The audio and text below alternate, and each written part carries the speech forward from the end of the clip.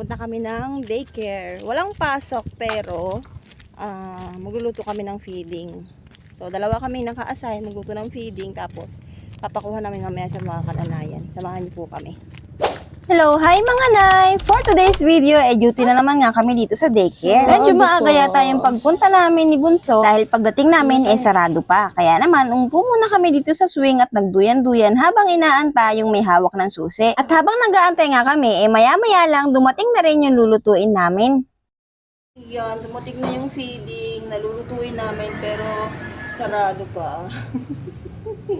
Buti na nga lang at medyo maaga akong dumating kasi baka hindi maantay ng tricycle yung magbubukas ng gate at iwanan na nga lang to sa baba. Meron pa namang mga karne. At maya-maya lang dumating na nga rin yung may hawak ng susi. At agad-agad na nga kaming kumilos para magluto, para maaga nga rin kaming matapos. Wala nga palang pasok yung mga batang daycare nung araw na to, pero kailangan namin magluto ng feeding kasi naka-schedule nga yun. At may budget talaga araw-araw para doon. Ako na nga yung nagsalang ng sinaing, tapos yung kasama ko naman si Ate Michelle siya naman yung sa ulam. Akala ko nga hindi na siya darating. Buti na nga lang at dumating siya kasi hindi ko nga alam kung paano lutuin yung ulam nila. Higadilyo kasi yung lulutuin, hindi naman ako marunong magluto niyan. Dalawa nga lang kaming pwede sa schedule ngayon, kaya naman pinagtulungan na rin namin para mas mabilis kaming matapos dahil syempre meron pa kaming mga ibang gawain sa bahay. Sabi ko nga sa kanya, turuan niya nga ako kung paano yung pagluluto ng ulam na yan dahil medyo paborito ko nga yan. Para sa susunod kapag afford kong bumili, kaya ko na nga siyang lutuin. At nung nakita ko nga yung procedure ng pagluluto niya, medyo madali lang naman pala. Sabi ko next time, susubukan ko ang lutuin yan kahit konti lang. Syempre, pang konti lang yung kaya ng budget natin. At nung natapos na nga naming maluto, syempre, dumiretso na kami sa pagbabalot. Hinati na nga namin sa mga estudyante para kapag dumating yung mga nanay, ibibigay na nga lang namin yung mga naka-plastic-plastic. At habang nag-aantay nga kami ng mga darating na kananayan, naglinis-linis nga muna kami dito sa labas ng daycare kasi naman, sa ilang araw na walang pasok, dumami na yung mga kadahunan dito sa labas. Syempre kasi kapag kami pasok, dumuduty nga yung ibang kananayan para maglinis-linis, tapos yung iba naman sa pagluluto. Pero kapag kagantong walang pasok, wala nga mag-aasikaso. Kaya naman, linisan natin ng konti at bawas-bawasan yung mga dumi sa paligid. Kasama ko pa nga tong aking bunso at wala nga tigil sa pangungulit. Tignan nyo naman. Patayo-tayo pa nga sa duyan. Late upload na nga pala to kasi nakapag-moving up na sila at wala na silang pasok. Ngayong bino-voice over ko tong video na to. O diba, super sipag ko mag-voice over.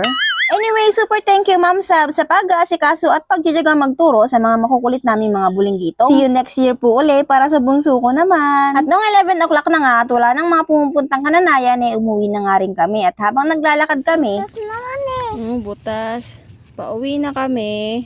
Ayan, lalakad kami. Tapos nakapulot kami ng kamatis, pantanim. Nanguha ko dalawa. Tapos ayan, naputol yung kanyang sinelas. Baliktaran ng magkaiba na putol pa,